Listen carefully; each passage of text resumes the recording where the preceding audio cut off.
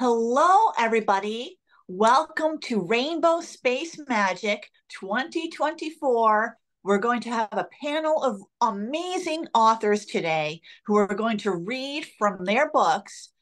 It's quite an array of talent and genres within genres today.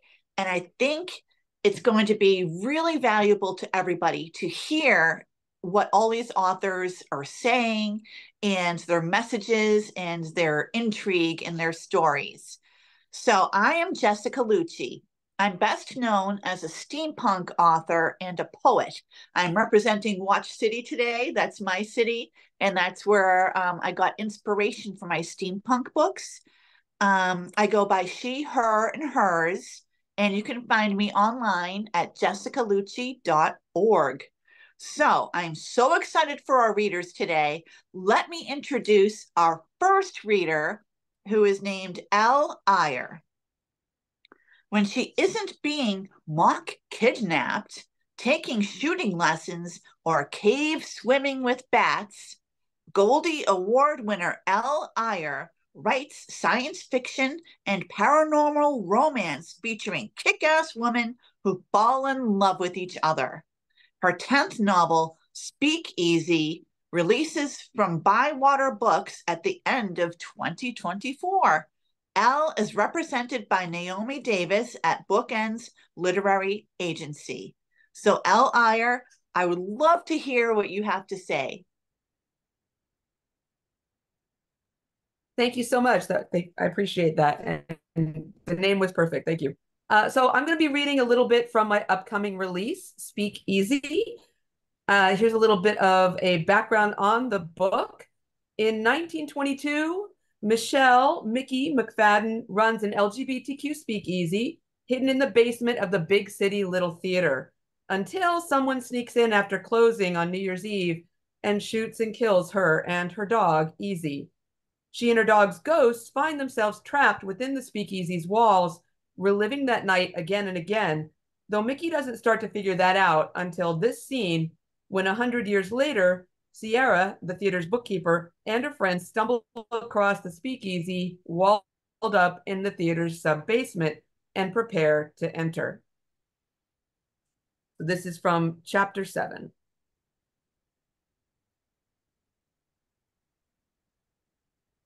Easy. Come on, boy, give me that key.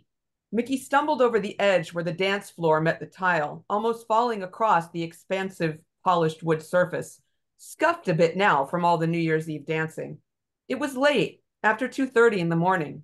She needed to lock up and head home. And Easy had decided it was time to play Catch Me If You Can. She'd had a little too much to drink, and the dog had somehow gotten the key to the bar off her keyring. He ran around with it, darting just out of her and getting it back unless Easy chose to give it to her. Gotta get out of here. Gotta get out of here now. Mickey didn't understand it was late, and she needed to beat her brother home from his night shift and return the clothes she'd borrowed from him to his closet. But she still had several hours for that. No work for her to worry about getting to. The theater would be closed on New Year's Day. So why? You're about to die. Where the hell had that thought? It sent her into a panic. Her heart pounded. A sheen of sweat formed on her forehead. Please, Easy, give me that key. Easy hopped back and forth in front of the door to the bar, ears pricked forward, tail wagging, having the best time of his little doggy life. Desperation seized Mickey. She tightened her muscles in preparation to spring and grab him up. The door to the bar opened outward a crack. Gray mist seeped around the edge, roiling and undulating, curling in thin tendrils that thickened as they flowed into the room. Easy batted at one with his paw. It wrapped around his foreleg, and for a moment, that part of him appeared more solid. Hadn't he been solid before? What the hell is happening here? Mickey whispered. She stared down at herself, only now noticing how the colors of her clothing, her skin, seemed almost washed out. Yes, that was the right description. Here, but not here. Easy looked from Mickey to the door and back again, and she had only a moment to realize what he intended. She lunged forward to stop him, but she was too late. Easy threw himself at the opening, flinging the door wide open, and disappeared into the gray fog. Something metal dinked onto the tile, and she prayed it was the key, but no. His collar and the bronze tag attached to it had fallen off. No, Easy, come back. She took a step, but the snake-like fingers of smoke withdrew, forming into a wall of mist. She reached out a tentative hand and touched it with a fingertip. Solid. How could fog be solid? She pressed harder, then laid both palms against it and pushed, but it might as well have been made of brick or concrete. She backed away to study it. Another tendril reached around the edge of the door. The bar lights sprang on, but hadn't they already been on? Four shapes formed in the doorway and resolved into two women and two men. Their clothing was odd, but they didn't feel threatening. Still, Mickey knew they should. I'm sorry, we're closed, she heard herself say. Like there was fog in the theater basement and people appeared out of it every day. It didn't matter. They didn't hear her. They didn't see her. A heaviness fell over Mickey. The farther in they came, the slower she moved, while all around her, everything aged. It was like that scene in that book she'd recently read, H.G. Wells's The Time Machine, when the traveler raced forward in time and the lab around his machine became covered in dust and cobwebs within seconds for him, while the years flew past his protective bubble. Desperate to escape her own bubble, Mickey stumbled toward the bar, but each step became more and more difficult. She'd barely gotten behind it, her favorite place in the week, when she became frozen in place and in time. Thank you. Elle, that was wonderful. And I could feel the anticipation, and what was going to happen next is really edging on me. And your your scene building is incredible. Thank you for that wonderful reading. Next, we have Michael G. Williams. Michael G. Williams writes queer horror, sci-fi, and urban fantasy about outsiders finding their people, including A Fall in Autumn, Manly Wade Wellman Award, Perishables, Lane Cunningham Award, Through the Doors of Oblivion, and many short stories. Michael also co hosts Arcane Carolinas, an award winning podcasts about the myths, legends, and modern weird in North and South Carolina. He lives in Durham, North Carolina, with his husband and a variety of animals. So take it away, Michael. Thank you. One of those animals is snoring very peaceably behind me, but sometimes she snores really loud. So we'll see if anybody can hear a basset hound snore over Zoom. So this is from my next novel. It's called Contemporary Ancestors. It is queer Appalachian horror. It is about a mean queen named Reginald, whose mother has finally died. And he has gone to clean out her house and discovered, much to his surprise, that there is now a suburban neighborhood where his ancestral homestead used to be. His mother has parceled off the land, and there are a whole bunch of like little McMansions where her front yard was. He's also annoyed because he started having creepy experiences in the house, and also the neighborhood welcome wagon has come by and tried to like sell him on internet plans and get him signed up for Nextdoor and things like that. And he's really annoyed that they expect that he's just going to move back in and resume his life there. But another factor in all of that is that a member of the neighborhood welcome wagon is this guy named Lewis, who happens to be Reginald's favorite gay porn star, whom he did not expect to be living in his mother's neighborhood. So he's got some competing feelings going on. And at this point in the story, he has now seen what he believes is an apparition of his mother and has decided it is time to leave. And he has gone out to his car. He's going to try to drive away from his mother's house. And as a silhouette of her stares down at him from her bedroom window, and his car won't start. Be that way, he thought. He swallowed with a dry mouth, disengaging the parking brake, pushed in the clutch, and pumped the brakes as hard as he possibly could as he rolled the car backwards out of his mother's driveway and into the little street. Cranking the wheel, he got the car's ass to swing around so its nose pointed down the slope of the hill. He let off the brake, threw the shifter into first, and prayed to whatever might be listening, up there, down there, around here, anywhere, that the tracker would start rolling downhill under its own weight. I would give anything for someone to push, he thought. I have got to get a boyfriend for emergencies. A long second went by as the tracker shuddered, debating whether to roll forward. Reginald glanced up at the house. If anything, the lights inside had gotten brighter. The figure in the window still stared at him. The tracker creaked long and low and moved a couple of inches. Reginald watched over his shoulder as the window of what had been his mother's bedroom slid into view. The grim silhouette of shadow beyond the shears, standing impossibly in what he knew to be an empty room, in what he knew to be an empty house, took a step back and dashed to one side. Oh, she is coming after me. And with that thought, he clapped his right hand over his own mouth to stifle whatever sound he nearly made. The car lurched forward. The axle squealed, slow and high, a shriek of agonized metal as the car began to roll. Reginald saw the silhouette return, this time in the living room. The front door of his dead and damned mother's house began to open, light erupting out from around its edges, a hellish glow slicing open the night, as though every lamp and bulb in the place blazed brighter than they ever had, or ever could. Gravity took hold of the tracker. The car crawled 2 feet, then 5, then began to coast downhill, and Reginald popped the clutch. The silhouette stood framed in the open front doorway, the light behind it bright like a spotlight, iron-smelting white, the blaze of the sun through a magnifying glass as the ant beneath it starts to sizzle. The engine coughed, sputtered, coughed again, then screamed to life, and immediately backfired, loud as a rifle blast, so that Reginald finally let out the shriek he'd been trying to hold in. The radio lit up, and for 2 seconds, Fiddle blasted out of the car's speakers at him. Then the geo-tracker shook, coughed again, and stalled. His mother's storm door began to open as the silhouette behind it pushed.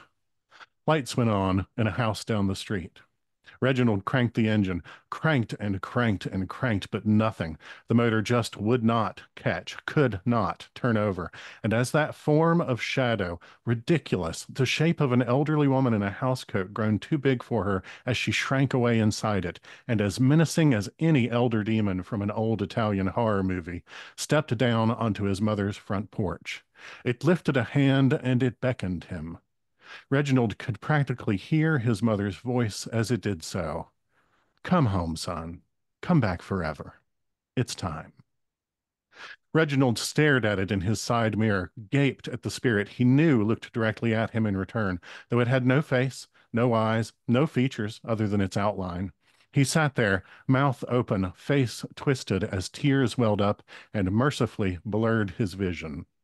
The malevolent spirit of Dorothea Voth, Reginald had no doubt, could not have fathomed another explanation had he taken time to try to invent one, descended from the porch onto the top of the little stone staircase leading to her quaint front walk.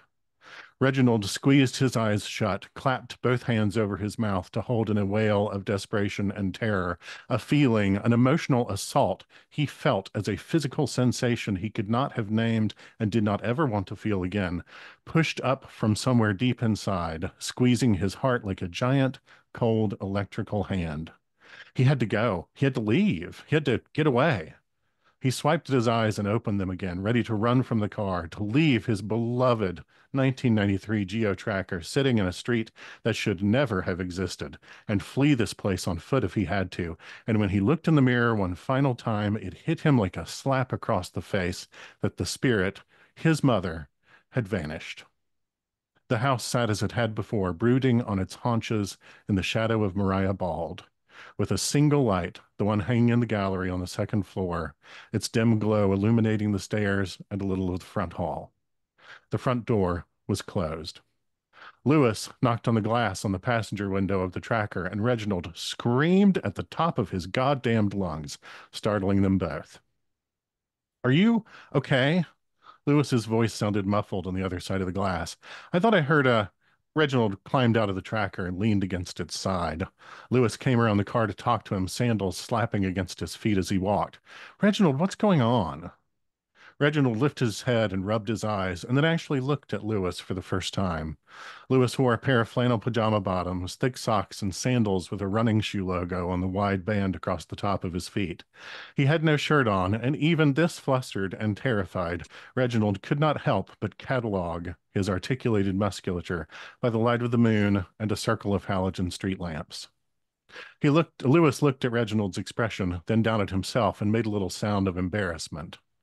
Reginald looked up from Lewis's crotch to meet his eyes and said, I need to tell you something, and I realize you're going to think differently of me after, probably negatively so, and I'd like to preface it, therefore, by saying you're really sweet, and I genuinely appreciate you stopping by today, even if I was a little snide.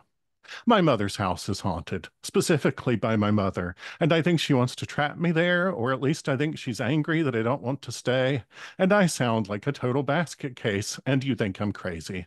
So I'm just gonna see if my car will start now, and if it will, I'm gonna drive back to my home and back to my little life and never come back here again, because that, and here he pointed at his car and then at his mother's house, is the only reasonable reaction to what just happened. So I'm sorry to say hello and goodbye in the same day, Lewis. For the record, I know who you are and what you do for a living, and I love your work. And let me tell you, you may not technically have been there for it, but we've gotten off together more times than I can count. Anyway, have a nice life. Don't let my mother's ghost take over the neighborhood. She probably pushed people around enough. And if by chance you ever have the burning urge to fuck a guy who knows you're out of his league, you can find my number next to the nearest truck stop glory hole.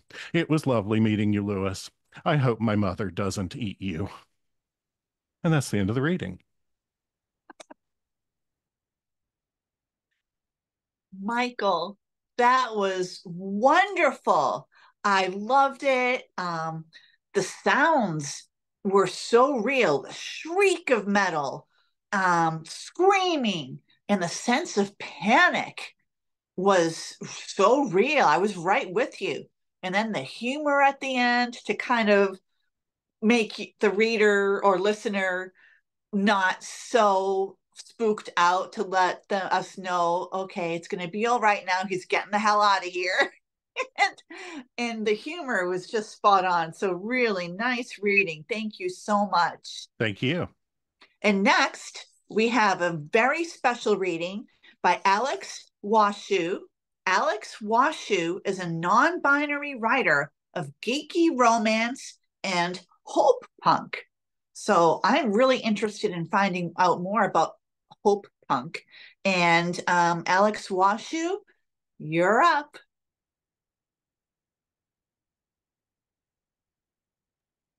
Thank you. I am reading today from the first book in my time travel romance series. The book is called Sweet Paladin, and the series is called In the Queerness of Time. And the setup for this book is that the two main characters, Akachi is a 12th century knight who has been brought forward by mysterious powers into the present. And Holly is a celebrity chef who gave up her TV show and restaurant to feed the homeless in Seattle. So there was a really strong attraction between them from the first time they met. And they've been having all kinds of adventures. And this is, they take a break, a short break to celebrate Valentine's Day. And that's what this scene is. Hours later, I dragged myself into the building and up the elevator, totally exhausted and wet. I wanted a cookie and a hot shower, and maybe I could talk Akachi into giving me a shoulder rub. These sore muscles were mostly hers and Britt's fault anyway. There was a piece of red construction paper stuck to the door of my apartment. Someone had written on it in dark, flowing calligraphic lines that formed awkward letters, as if the person had a beautiful handwriting but had just learned the alphabet. It said, Happy Valentine's Day. Huh. I'd completely forgotten about. How had I forgotten about Valentine's? Of course, it came along 2 weeks after Imbolc. That's how the wheel of the year turns, as Mom would say. With a pain of guilt, I realized that I hadn't made any heart cookies for the diner or decorated or... I took a deep breath and made myself dump all that stuff. I smiled at the note on the door. Hello, I called as I stepped inside. The track lighting was turned down low and there was soft music playing. Another construction paper sign was taped on the floor with an arrow pointing along to another and then another, marking out a trail back toward the bedroom. I laughed out loud. A gentle, fruity incense floated on the air. Now that I was closer, I could hear that the music was twangy, Middle Eastern or Asian, like the music my mom played in her store, except more sensuous, romantic. I stopped at the open door of my bedroom. There were paper hearts around the door frame. The light was tinted red and the bed was strewn with rose petals. Oh, wow.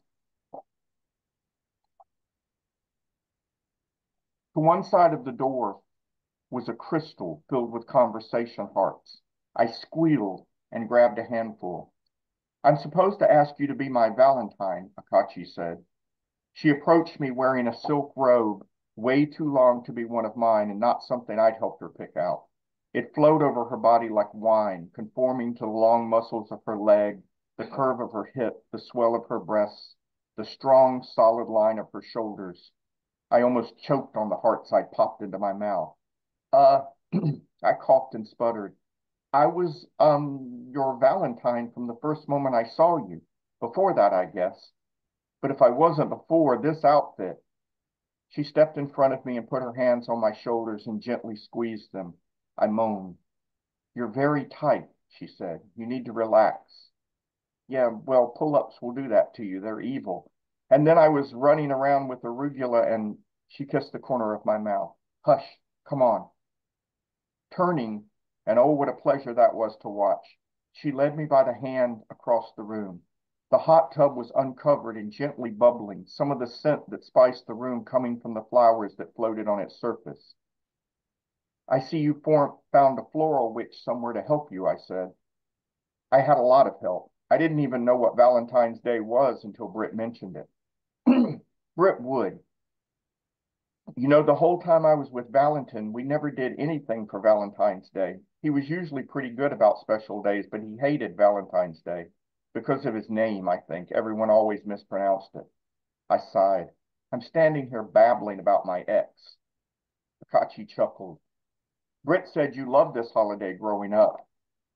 Oh, I did. I would make cookies for everybody, and we'd always have a party, even when we weren't dating. And I opened my hand, which was still full of candy.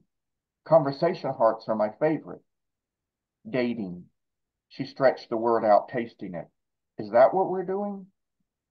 In a crazy, upside-down sort of way, I guess, as much as we've had time for. So it is appropriate for us to celebrate. Totally appropriate. I would celebrate with you every day, Akachi. The same, beloved. She gestured toward the hot tub. This will help you relax. I bet it will. From behind me, her hand slipped down my body and found the zipper on my skirt. She pulled it down. You've become quite handy with modern clothes fasteners. I have incentive. The skirt fell to my feet and her hand stroked my thigh. Should I help you with the rest? You most certainly should. She unbuttoned my blouse and slipped it off my shoulders, kissing the hollow at the base of my neck. Oh, I squirmed. Isn't that the spot you said to hit someone? That was more out here. Her fingers traced the collarbone. The nerves are very sensitive. She kissed again, this time near the center of my shoulder. Yes, they are. Akachi struggled a little with the bra strap, which made me giggle. No one really knows how those work. I reached back and unhooked it, then slipped my underwear down and edged closer to the hot tub. Even though the room was comfortably warm, I felt goosebumps on my skin. No, Akachi said, I wouldn't change one thing about your shape. Glad to hear that. I popped another few hearts in my mouth. Can I get in now? She nodded. Slipping into the hot tub, which I hadn't fired up in forever, was excruciatingly pleasurable. My muscles, one by one, cheered with happiness and released their tension. The tight knot in the back of my neck dissolved instantly, and the incipient stress headache I'd been nursing uncoiled like smoke when a candle's extinguished. Heaven! I sank down to my chin and let the heat and the gentle jets buffet me. After a second thought, I opened my eyes. Almost heaven.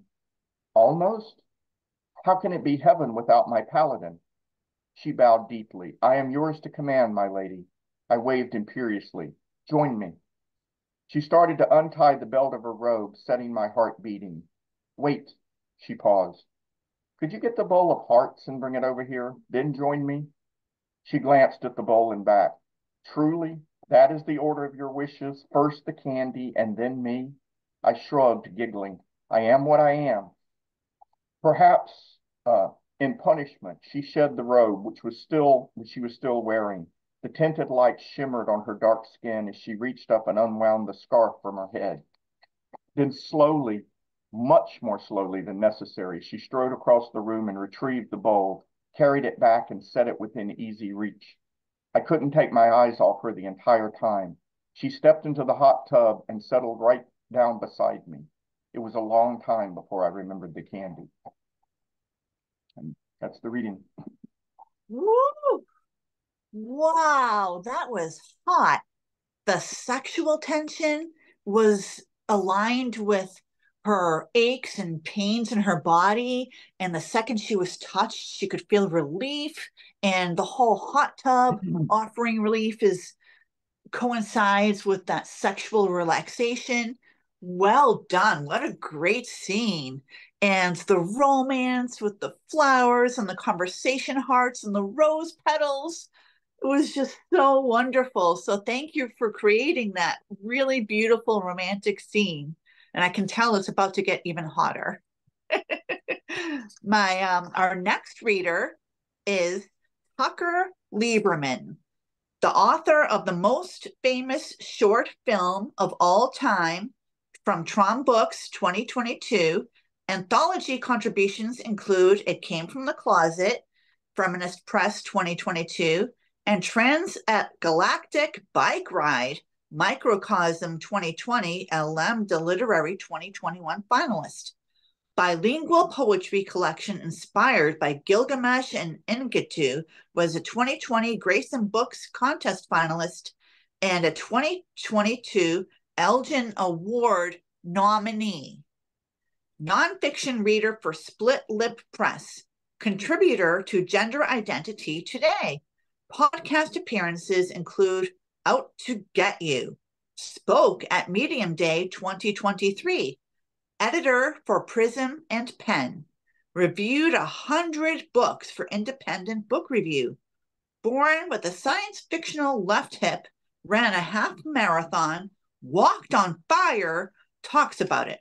Gender transition 1998, lives in Bogota, Colombia, married to Arturo Serrano, author of To Climates Unknown 2021 and co-editor of the Hugo Award-winning, Ignite-winning blog, Nerds of a Feather Flock Together.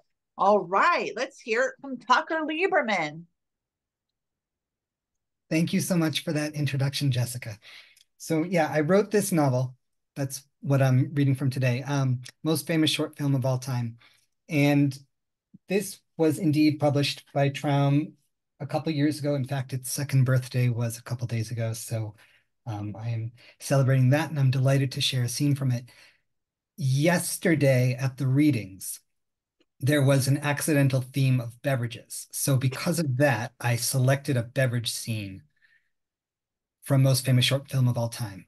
So what you have to know as background is that the narrator sees ghosts. The first ghost he ever saw in his life was Elvis when he was a kid, but now he's about 35 and he's about to see the ghost of President John F. Kennedy. And what else do we need to know about him? Oh, yeah. So when he has a paperclip in his vicinity, the paperclips tend to attract the ghosts. I guess they kind of clip onto them metaphysically and they draw them in. So, yeah, this short scene will be the narrator, whose name is Lev, if you need a name, it's in first person, interacting with JFK and perhaps a beverage. And I call this tale the tale of the offer from JFK. We won't get all the way to the offer. I will keep it short. Here we go. What do you want, I say, receiver of an old rotary phone in my left hand, glass of red wine in my right. Another dream indicator. I don't like wine. In my dream, I let it breathe. The older the wine is, I've heard, the longer it should breathe, so I can smell and taste the history developed inside it. Secret Service on the other end of the line. President Kennedy is returning from meeting with President Lopez Mateos in Mexico City. He will move in with you tomorrow. Oh, I don't think that would be. We're not asking for your opinion. He already owes you rent. Don't worry, it'll be paid. The line clicks. My wine glass vanishes from my hand. 1962 JFK is here in my apartment. He has moved in like a ghost. He's sitting on the velveteen couch in my living room, holding a whiskey glass. My whiskey. Glenlivet 12, single malt scotch. I'd been saving it for a celebration. On an end table is a can of PBR. I do like PBR. We're having a conversation, JFK and I. My fingers twitch in my pants pocket. Paperclip. Damn, how did it get in there? A dream paperclip attracts a dream ghost. Oh, too late now. How terrible am I say to JFK. You are good, he says avuncularly. You are doing well at work and in your life. You're going places. No, I'm not, I shake my head. It's a modest life. All I do is go to work, feed the cat, talk to demons pouring out of my ears, and answer email. The quartet of job, pause, ghosts, and ringtone. I don't try that one on JFK because he didn't live to see the debut on Ed Sullivan. I won't tug at the threads on the space-time trousers. The seat is already pretty well ripped. You are doing well, he assures me, and I have big plans for you. I can't, I'm busy. Busy, he objects. You were put here for this moment. What is the point of Amity Lodge? What is gay trauma? Why did you get a cat? What do you think any of this was all about? How does JFK know I own a cat? She's made herself scarce. Likely she's under our couch, keeping tabs on JFK's ankles. What is a camera tester who only sees strange things, he asks. Why did you learn all this stuff? They're not things, they're not professions, they're not genres. All of this, it's your story. I watch the O of his lips. I hear story, the vowel opened wide as an asteroid in orbit, an interstellar fragment left behind by the powerful vacuum of the nothing in the never-ending story. I am the angel Zegon Zegel, he says. I will teach you to read Hebrew. Uh-huh, I say, syrupy. The dream downshifts, time one gear. Could be the alcohol talking, but I haven't touched my imaginary beer yet. Maybe it's the power of the Ein Sof, the Ayin, the Ephes, the infinite unknowable nothing that the Kabbalah says is everything's ultimate source. I should already know how to read Hebrew. I should have paid more attention. I'm terrible, I say to JFK. Au contraire, he says, you are contrite. And that means, he goes on, that you are better than good. Why is it so hard? He's inquiring about a mystical book of splendor that interprets the Torah's creation story. What? I challenge him abruptly, and then I remember I am speaking to a president. Excuse me, sir, Mr. President? Why is it so dark? He repeats. Oh, he's quoting the never-ending story. I provide the response from the movie. In the beginning, it is always dark. Right, you don't have a choice. Your destiny is ordained. I'm not capable of doing anything or going anywhere. I'm a flawed human being. It is a humble caveat I make for dramatic effect before this great ghost. It is also true. You, JFK points at me, are going to transvalue all values. I have been transgendering value all my transgender life. I open my mouth to argue, but then I shut it again. JFK believes it is 1962, so if he knows my true identity, he believes I'm not born yet. Please understand, I say instead, I'm a terrible person who once wished a terrible boy would drown. JFK holds his whiskey glass very still. The ice cubes don't move. I don't think he's breathing. I will end the scene there. Thank you. Wow, that was stunning. Wonderful. Thank you so much. And I can tell, I can tell you have a poetic background because of the way your words intermingle. And I appreciate that you continued the theme yesterday's beverage theme. That was just funny how it happened. And I think that's cool that you chose this scene today to read from. And I really like the idea of time traveling within your dream and reaching out and learning. And then when he remembered he was talking to a president, they kind of changed up how they were speaking. I think that was really relatable and made it human. So thank you so much for reading. Thank you. And you're welcome. And our next reader is Antonia Aquilante. Antonia Aquilante has been imagining characters and plots for as long as she can remember. And at the age of 12, she decided she would be a writer when she grew up. After many years of career detours, she achieved that goal and is now the author of 11 LGBTQ fantasy romance novels. Her latest book is To Love the Dragon King, the first book in the Dragons of Ivrea series. So, Antonia, I would love to hear what you have to share with us today. Thank you, Jessica. Everyone.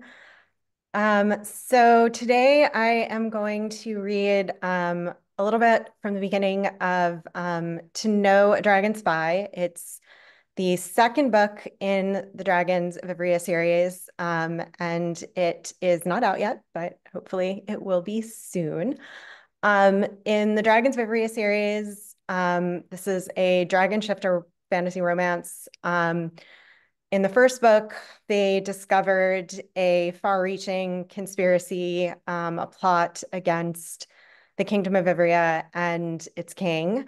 And in this book, there are still some tendrils of that plot that need to be found and that are still bringing danger to our main characters.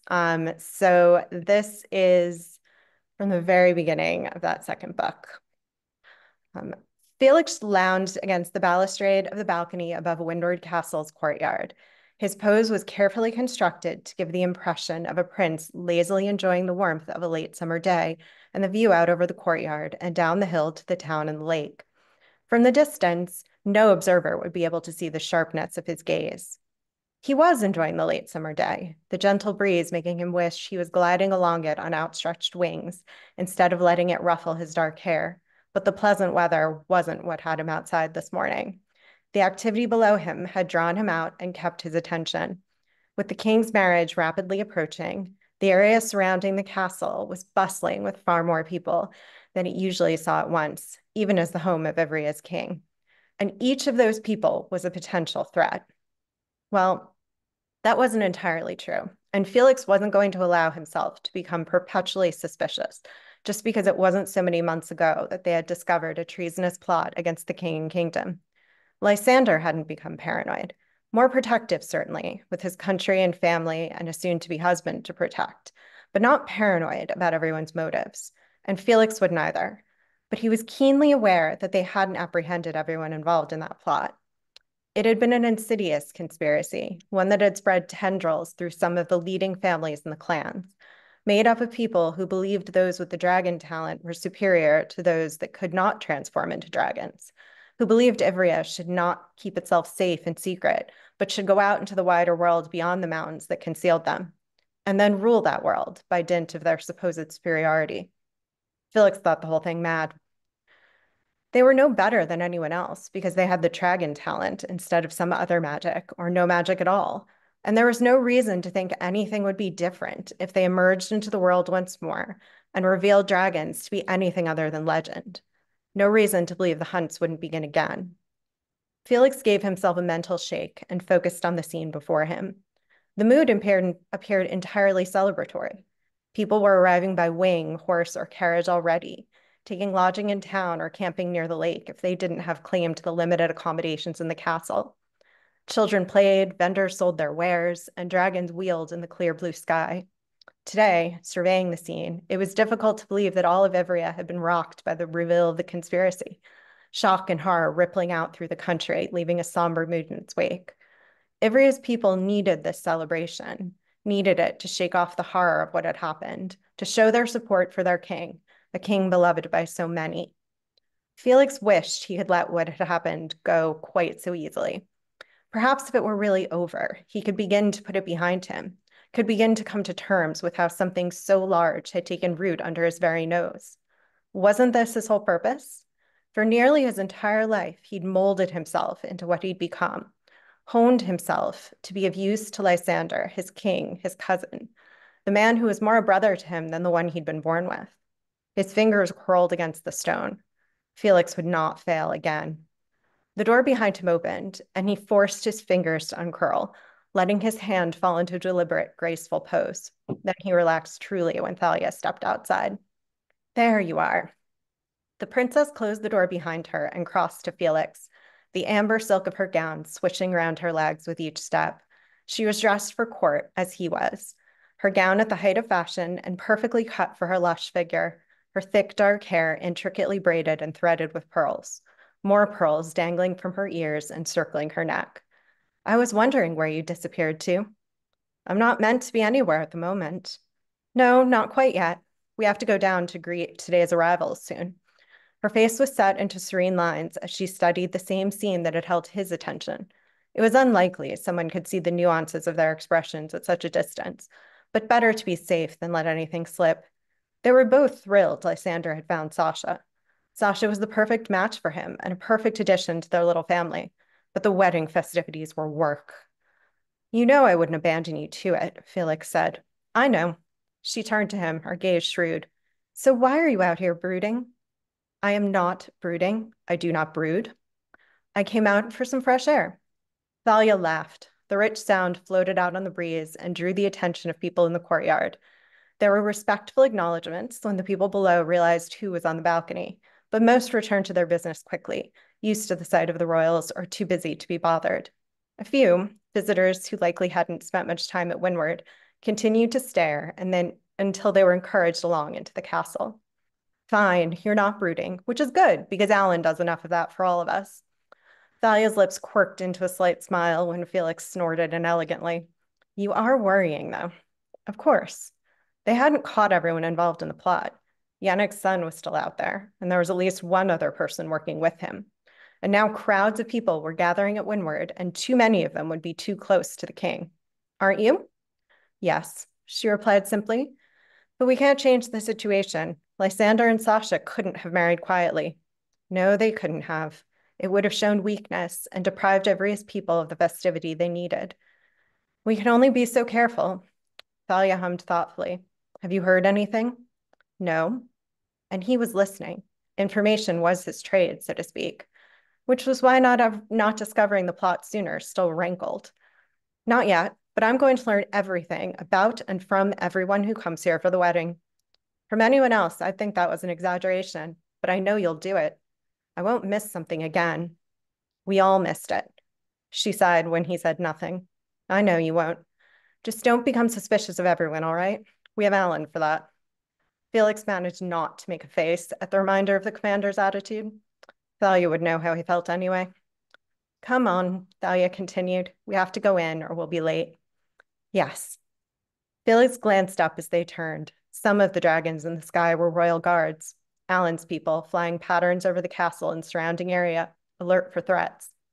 Alan had the security well in hand. Felix had his own work to do. He tore his gaze from the sky and followed Thalia inside. And that's it. Wow, that was terrific. I loved the I am not brooding, I do not brood. That's so great because obviously they were brooding. And I like that the way you were painting the characters, even though it was a short bit that you read, I already was understanding the characters' motives and their relationships with each other. I can't wait to read more of this dragon shifter fantasy romance. So thank you for reading. Next up, we have Thomas Wrightson. Born in 1994, Thomas Wrightson has spent much of his life creating narratives and characters. Homeschooled, he currently lives on the island Ynys Môn in Wales, surrounded by beautiful scenery and unpredictable weather. His debut series is The Cluster Cycle, a 5-part space opera. Its first 2 titles, Starborn Vendetta and Lost Station Circe, are available now. I would love to hear Thomas Wrightson's reading now. Let's hear it. Thank you. This is from the second book in the series, Lost Station Circe, and it's about a crew on a rather tatty cargo ship in the outer reaches of the cluster. This bit is the thoughts of Lenore, a member of the feline equine species, on some aspects of her earlier life.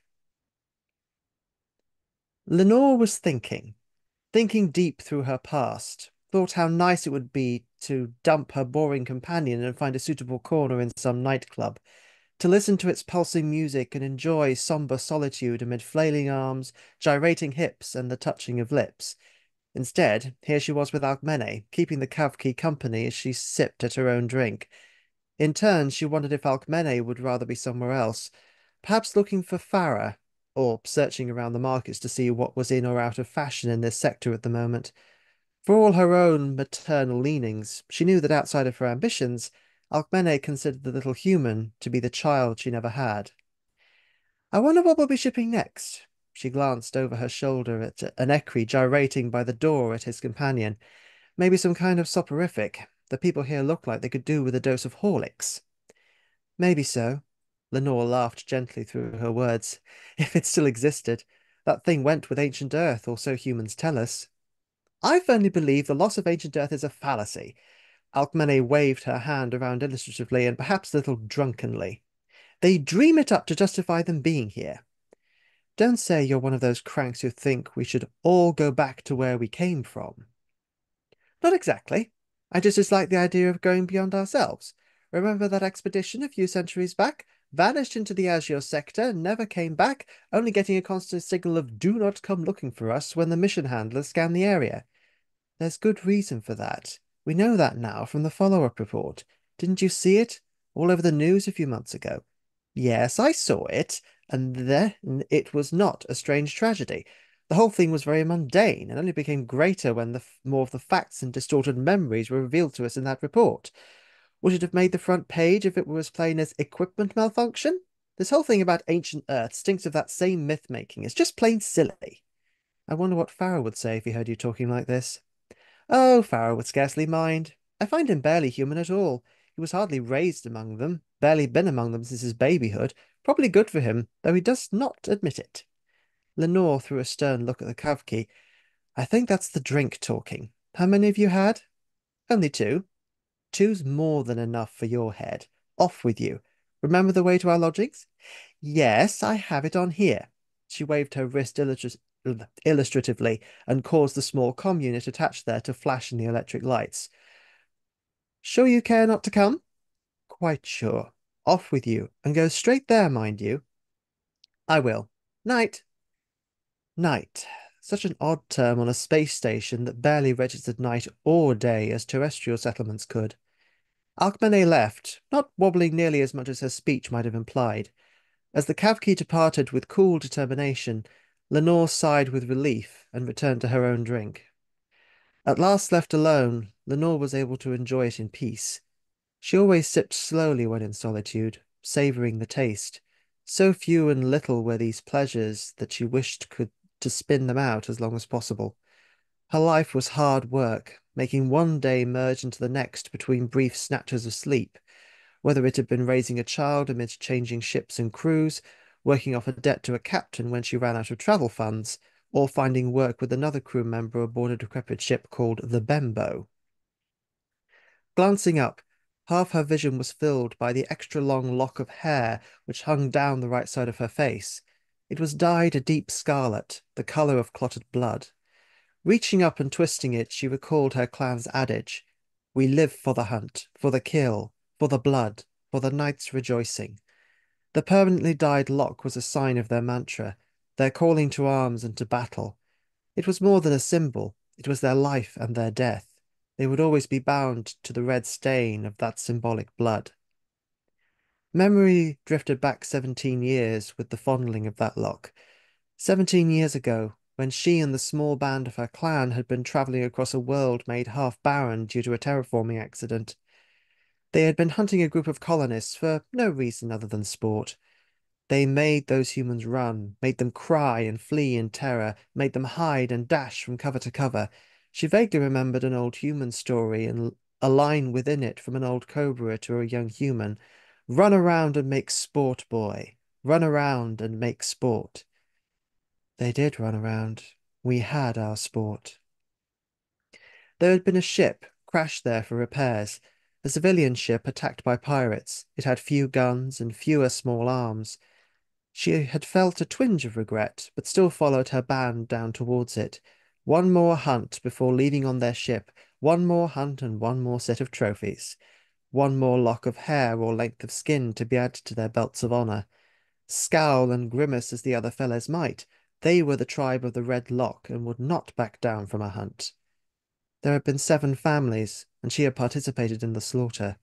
One family in particular had put up a good fight. They had more advanced firearms and managed to hold off the group for 20 minutes. Then she had crept round behind and attacked from over the top of their barricade, just inside the hangar. She had fallen upon the man and savaged him, then a quick slash to the desperately firing woman which had sliced open her throat. Their fresh blood had bathed her, and in a corner, crouched down in the shadows, their one child.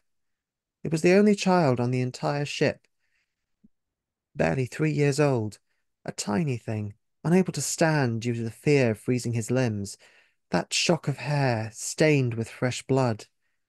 He had wet his pants upon seeing the horrible scene, and as Lenore stood over him, she had seen in those tear-flooded eyes that he had expected to die, and beneath that fear, a kind of fascinated hatred that few might distinguish from madness.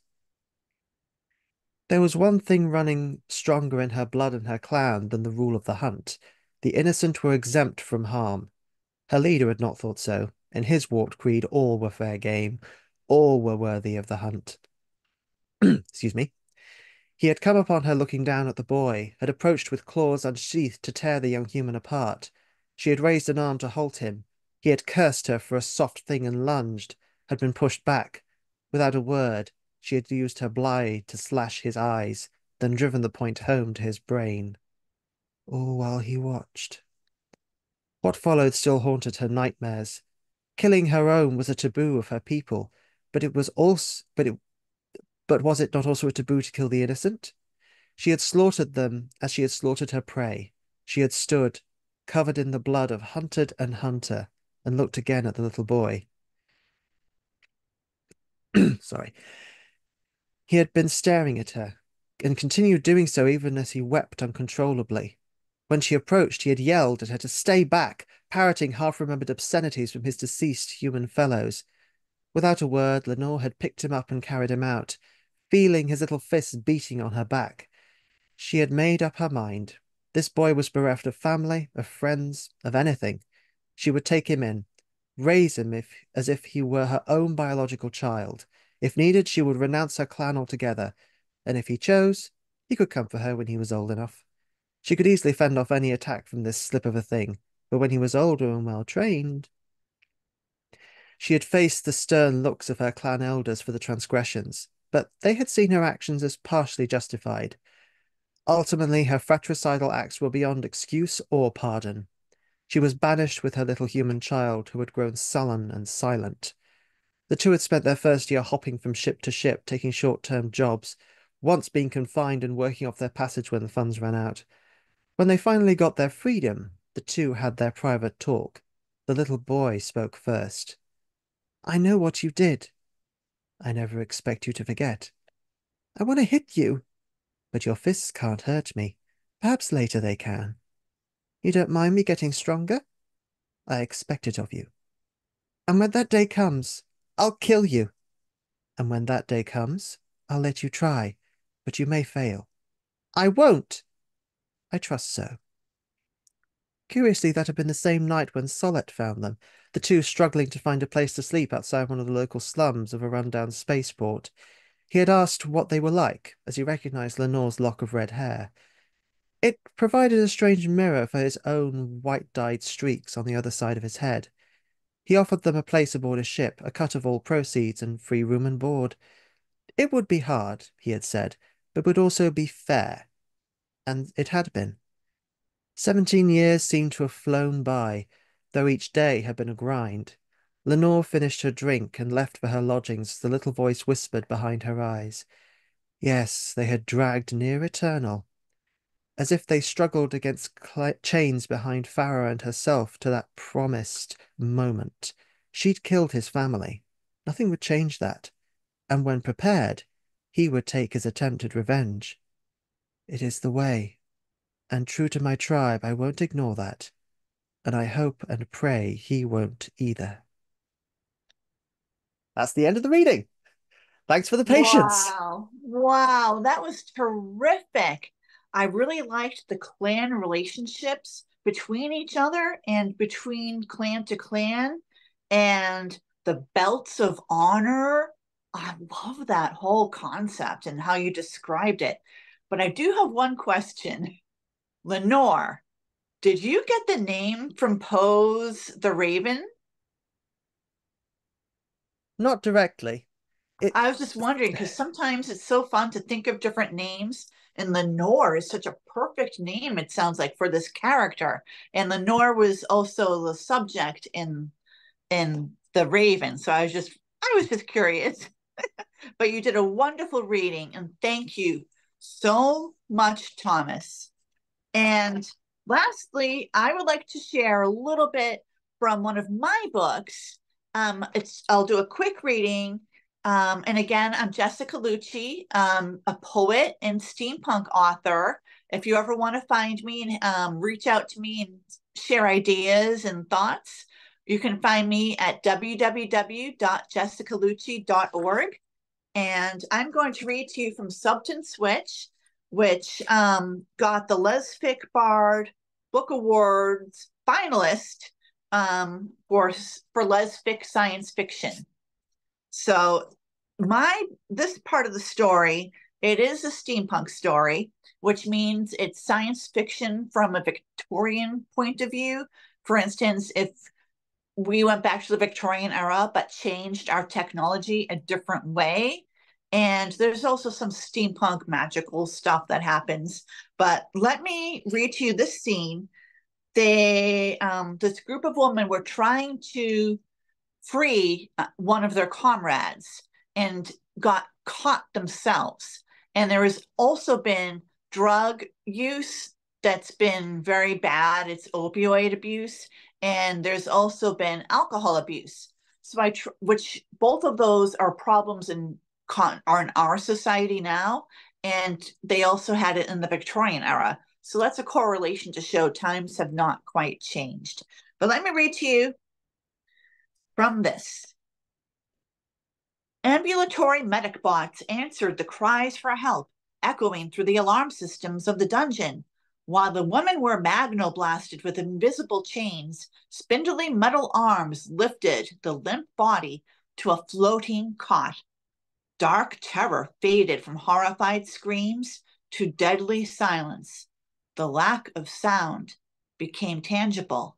The nothingness of grief filled the cell. The magnetism of the chains released, so the three women could move again, yet they stood as if their bodies had forgotten how to function. The pressure of inertia pressed upon the prisoners, and inevitably their emotions exploded like burst balloons. Washoe shouted across the cell to Martina, "You of all people should have known better.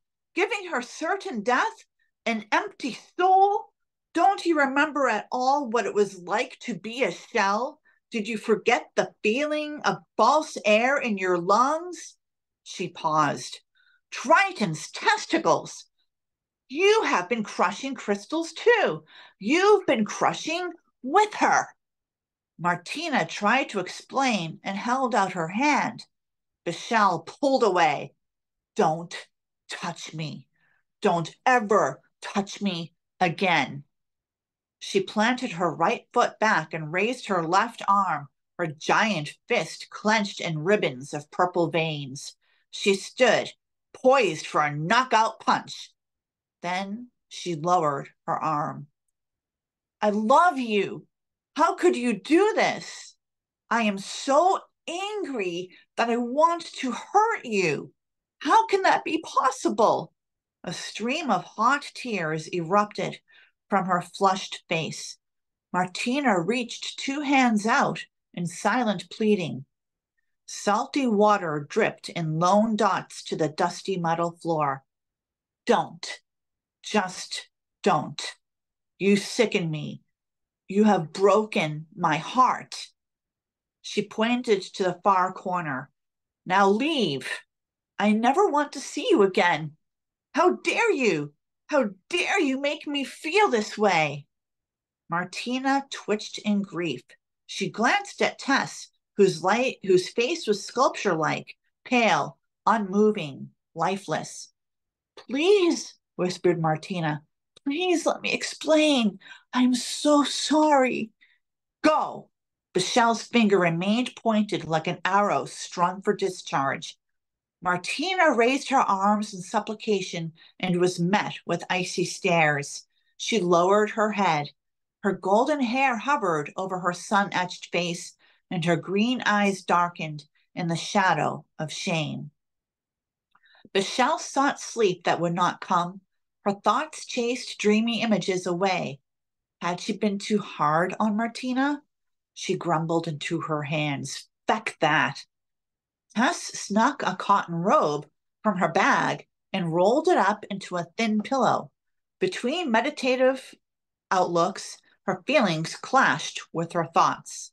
At the time they needed to be coming together most, they are separated the most. Can the mission survive? What is the mission anymore? Is it hopeless? Is all life hopeless? Tess attempted to solace herself with pride. She was indeed gratified by her lifetime of ingenuity and mentally counted off some of her major accomplishments in science. Even little things have improved little parts of life. But now, what is the use? Is she fated to forever lose at any cost? Maybe she should have never trusted Washoe and Martina to begin with. Like they said, what is she to them? She is a coincidence. Coincidence is not science. So maybe their friendship never existed. And that's from Substance Witch. Thank you very much to all of the readers today. Thank you to everybody. Thank you for inviting us on. Elle Iyer, Michael G. Williams, Alex Washoe, and Antonia Aquilante, and Thomas Wrightson. Everybody, you did amazing readings, and I am so thrilled that I was able to share this moment with you. So stay tuned. We have so much coming up in Rainbow Space Magic. It's going to be an amazing rest of the day. And I do have a panel later on today called The Power of Queer Normative World Building. So I hope you can tune in for that. And thank you for letting me speak. I appreciate you.